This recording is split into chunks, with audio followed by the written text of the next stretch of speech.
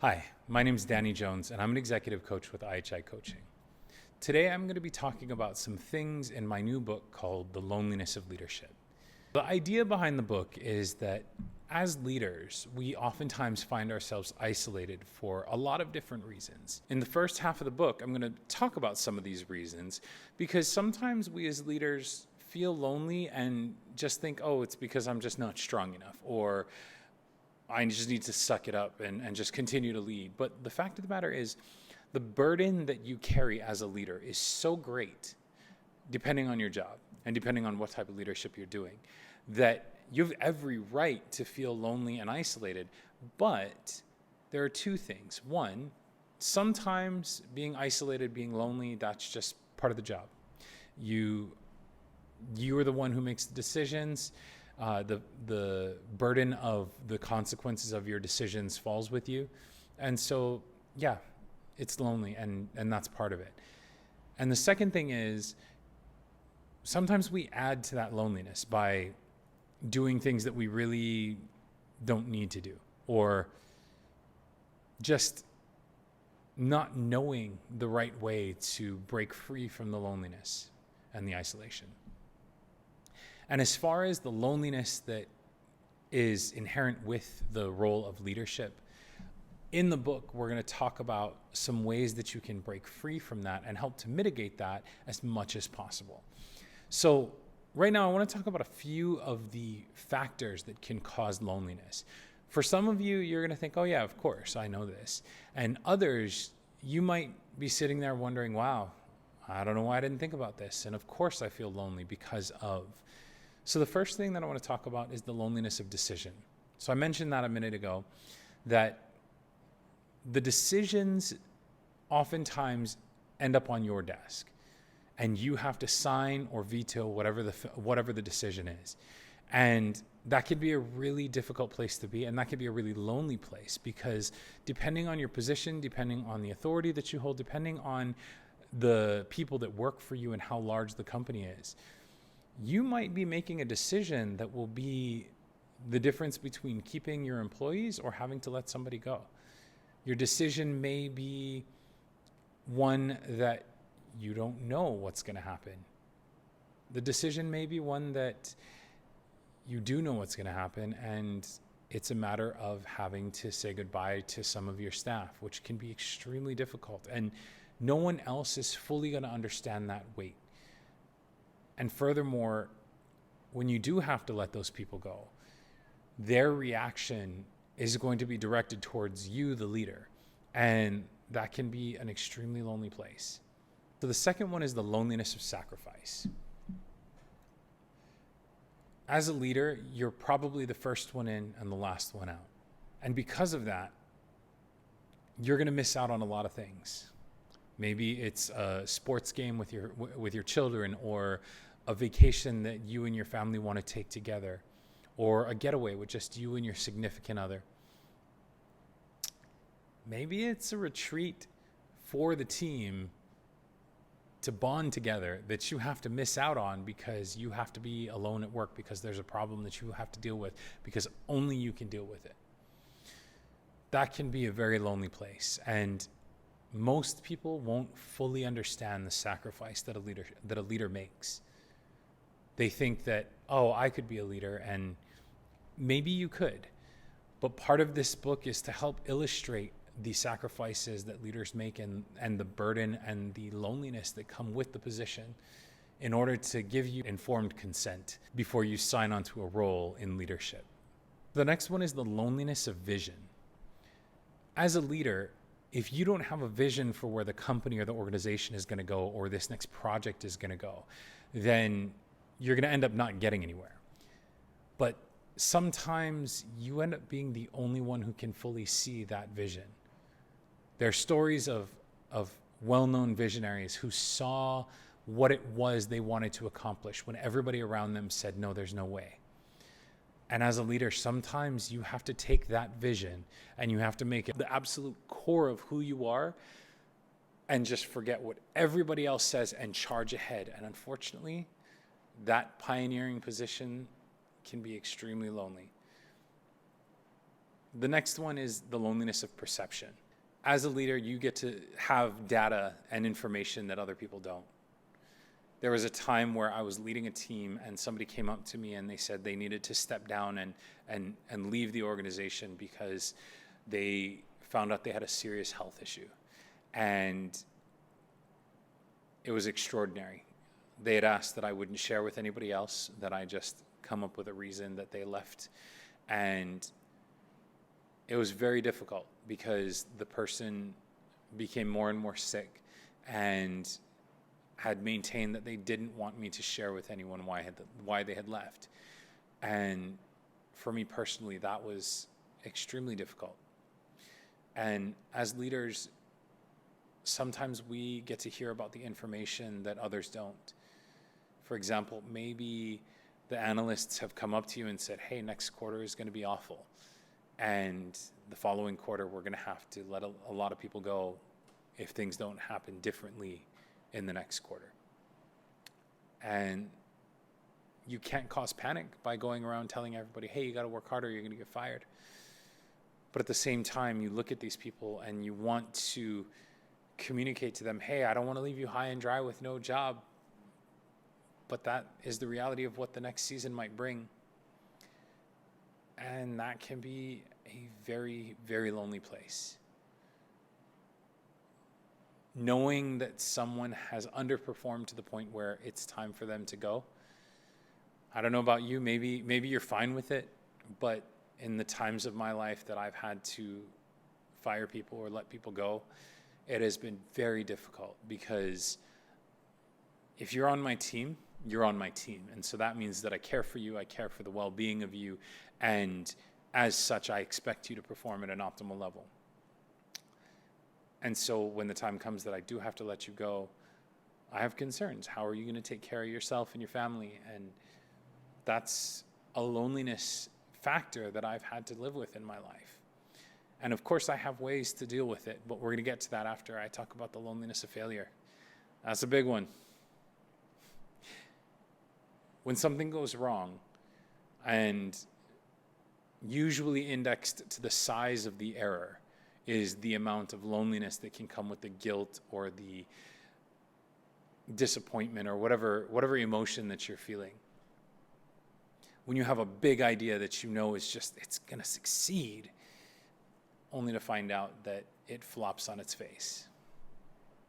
That's a really lonely place to be. If you don't have a team around you within your workplace and in your personal life who can sit with you, who can help you get up off the floor, you'll stay there. And there are so many things that loneliness and isolation can do to somebody. Not only emotionally and mentally, but it can actually affect you physically. The rate of cardiovascular disease among top-tier leaders is much higher percentage-wise to other roles in a workplace. And I believe that has to do with the stress of the job, and I also believe that it has a lot to do with the fact that leaders feel like they don't have anybody they can talk to. A number of years ago, I was speaking to a pastor who was really devastatingly sad. And he was sharing with me that another pastor in the church that he worked for had been undermining the senior pastor while the senior pastor took his first vacation in some 7-10 years. And the pastor in question was starting to spread rumors about the senior pastor, about his character and his integrity, which as a pastor, that's really significant. And so the senior pastor of that church came back really quick and he had to deal with this issue. And he considered this secondary pastor a good friend, so much so that he left the church in the hands of this secondary pastor. And so this pastor friend of mine and I were talking, and he was lamenting about how upset he was that he had to not only kick somebody out of a church, but fire them from their job. His mind was that a church is the one place that no matter what happens, you should be able to go, no matter how broken you are. And here he was having to throw the person out. And he was sharing this, and as he shared, I realized that this wasn't something he could discuss with the staff at the church where he worked. This wasn't something that he could talk to his wife or his family about. And so here I was feeling radically ill-equipped, as I wasn't an executive coach at the time, and I didn't really know how to effectively support him. And the only thing that I did know was that I needed to hear what he had to say and be there for him. And sometimes that's all you need. And so what I want to talk about is something that Dr. John Townsend calls life teams. Now, Dr. John Townsend, he's an amazing man. I consider him a mentor of mine, and I actually got my last degree from the Townsend Institute at Concordia. And he's a brilliant man. He is a psychologist who also is a very popular and effective business consultant. And he has what he calls a life team. A life team is a group of people, somewhere between 8 to 12 people, that know you inside and out. They know everything about you. They don't judge you.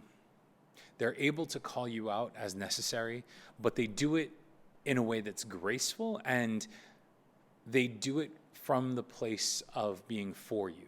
So in other words, these 12 people in your life, they're like cheerleaders who are not afraid of you and who care enough about you that they will confront you no matter what, whether it be to congratulate you on a job well done or to call you out and say, hey, you're heading in the wrong direction right now.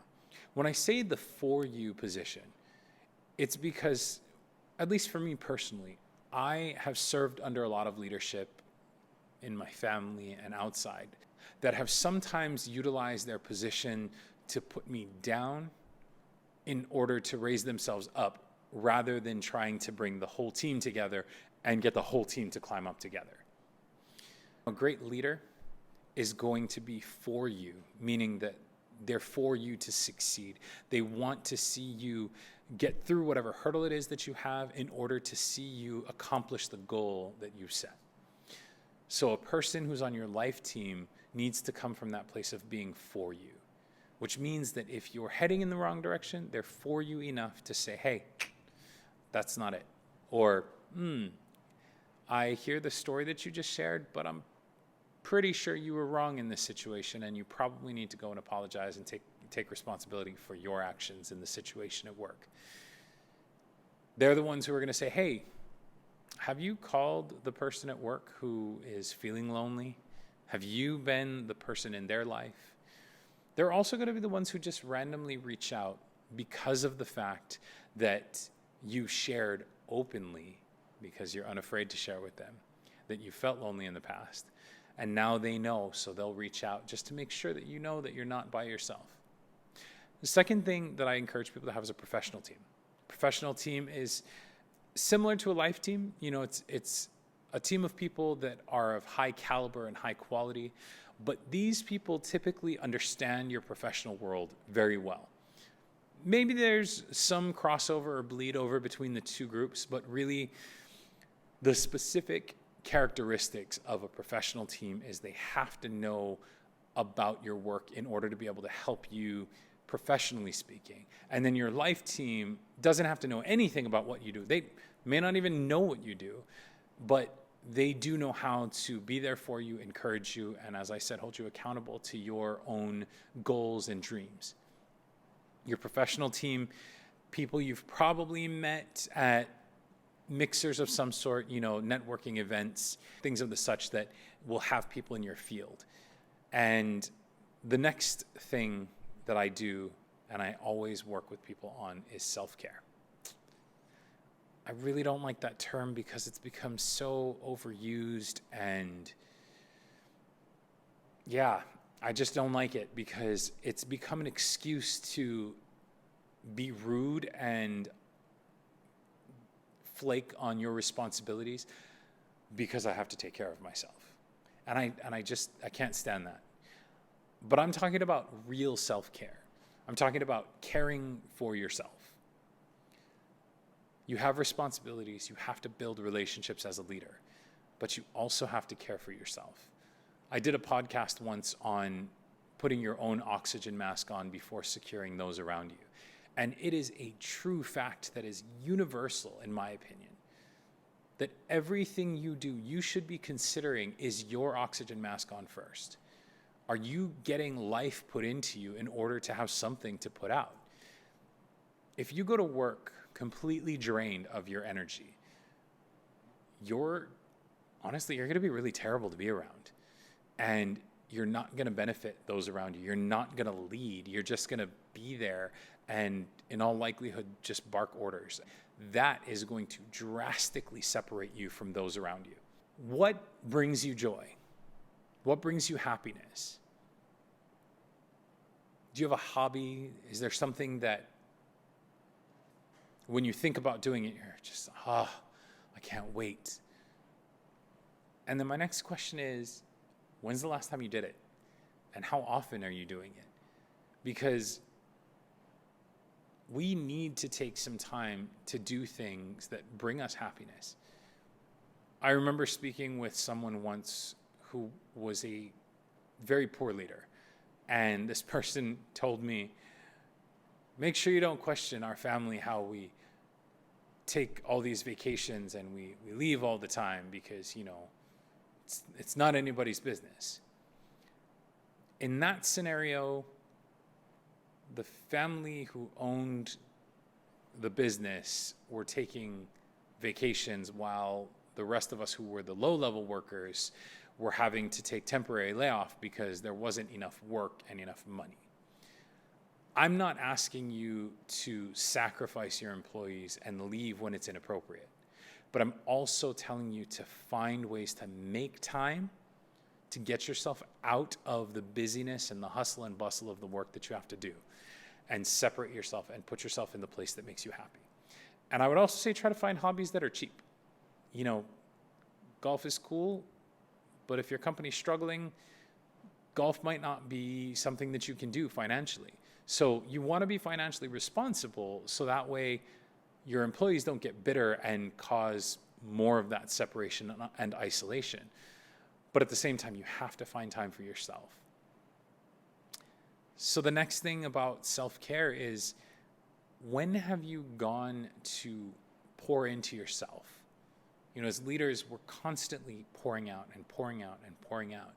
But when's the last time you went to, and I hate to say it, but one of those rah-rah conferences? I'm generally not a big fan of the whole going to, maybe like a Tony Robbins thing where everybody's yelling and cheering and screaming and stuff. But the fact of the matter is, you can find a lot of energy at something like that. And so when's the last time you found one that fits you? IHI Coaching actually is developing a retreat for leaders who are experiencing loneliness. And maybe by the time you see this video, we already have it running. But it's going to be a 3 to 5 day event, and we'll probably customize them based on the need. We'll have different options. IHI Coaching is based out of Hawaii, so why wouldn't you want to come to Hawaii for 3 to 5 days? And there's a lot of beautiful things to see. And so what we are going to do is, in our retreat, we're going to integrate networking opportunities with other leaders who are feeling the same way that you're feeling. So you know that you're not alone. And who knows, maybe there'll be somebody who can be on your professional or your personal team or your life team. And we're also going to do some training and some tools, because I want you to leave with something practical and tangible that's useful in order to help break through loneliness or break free from loneliness. But at the same time, I don't want to overwhelm anyone with, oh man, I went on a vacation and I just did more work. That's not my goal. My goal is to give you enough practical tools that you can go back to your job and not be stranded thinking, oh, I know I have an issue, but what do I do about it? At the same time, open the door so that way there's the opportunity to just let it all hang out. Depending on what you're interested in, we have parasailing, we have quadding. You can go see the beautiful movie sets from the Jurassic Park films. It's a stunning location. It was where they filmed the TV show Lost.